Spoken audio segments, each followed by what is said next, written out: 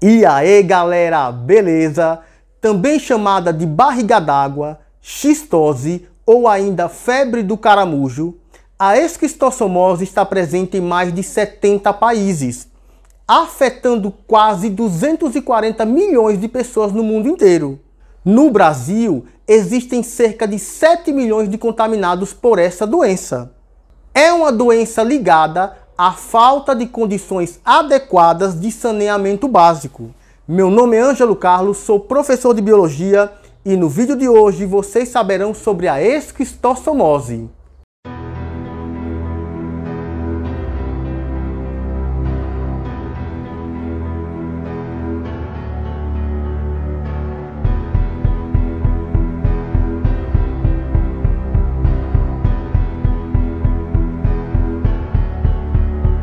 E o que é esquistossomose?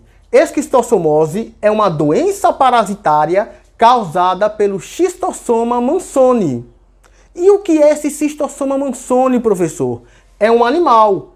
É um animal do grupo dos helmintos. Helmintos, popularmente chamados de vermes. Esse animal pertence ao filo Platelmintes. É um platelminto. E pertence à classe Trematoda. Ele é de sexos separados. É uma característica pouco comum entre os platelmintos. Na maioria dos casos, os platelmintos são animais hermafroditas, mas nesse caso aqui são de sexos separados. E com dimorfismo sexual. O que é isso, professor? O macho e a fêmea são diferentes morfologicamente. O macho ele é mais largo e apresenta um sulco ventral, essa fenda aqui, chamado canal ginecóforo, no qual a fêmea vive instalada. E esses vermes apresentam ventosas para fixação no hospedeiro. Esses animais se alimentam de sangue e, como são parasitas, eles têm hospedeiro. O hospedeiro intermediário é o caramujo Bionfalaria. Esse caramujo faz parte de um grupo maior, o grupo dos planorbídeos. É um caramujo cuja concha ela apresenta uma cor amarronzada. Já o hospedeiro definitivo é o ser humano, onde o parasita completa seu ciclo. Agora vocês saberão sobre o ciclo de vida do Schistosoma mansoni. Uma pessoa infectada elimina os ovos junto com as fezes, em um rio, em uma lagoa. Desses ovos nascem larvas. Essas larvas, ou essa larva, é chamada de miracídio. A larva miracídio ela é ciliada, livre, natante. Ela nada e depois penetra no corpo do caramujo Bionfalaria. E aqui no corpo do caramujo, os miracídios vão dar origem às cercárias, de modo assexuado. Um miracídio pode dar origem a 100 mil cercárias, pessoal. Vejam que o caramujo é o hospedeiro intermediário. Por quê, professor? Porque no corpo do caramujo, o parasita vai completar apenas parte do seu ciclo. Vai mudar de um estágio larval para o outro. O miracídio forma cercárias no corpo do caramujo, mas não completa o ciclo aqui, é só parte do ciclo.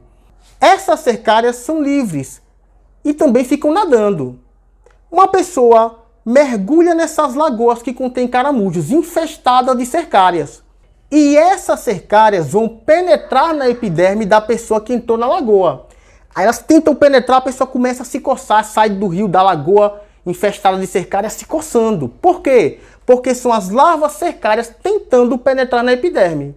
Essas larvas cercárias penetram na epiderme, perdem a cauda, alcançam a corrente sanguínea. Chegam no fígado e começam a amadurecer. Após isso, passam para o intestino e lá o macho acasala com a fêmea, ocorrendo a formação de ovos. Parte desses ovos descem com as fezes, iniciando o ciclo novamente. Percebam que o ser humano é o hospedeiro definitivo do ciclo. Por quê? Porque o parasita completa o ciclo nele. E é no ser humano que o parasita realiza a reprodução sexuada. Macho acasala com a fêmea. Portanto, o ser humano hospedeiro definitivo do ciclo. E quais são os sintomas dessa doença, professor? Prestem atenção. Febre, calafrios, dores de cabeça, perda de apetite, emagrecimento, diarreia. E em casos mais graves, pode haver inchaço do fígado e do baço. E além disso, pode haver o acúmulo de líquidos no abdômen, fazendo com que ele fique maior, fique aquela pessoa magrinha com a barriga grande. É por isso que essa doença é também conhecida como barriga d'água.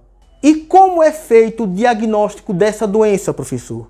É feito pela análise clínica dos sintomas e pelo exame parasitológico de fezes, no qual pode ser detectado a presença de ovos nas fezes de uma pessoa contaminada.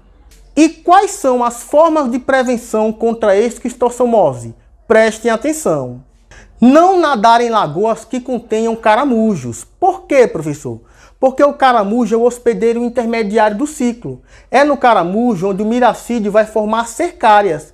Portanto, se tiverem esses caramujos em uma lagoa ou um rio, essa lagoa e esse rio vai estar infestado de cercárias, que podem te contaminar. Saneamento básico.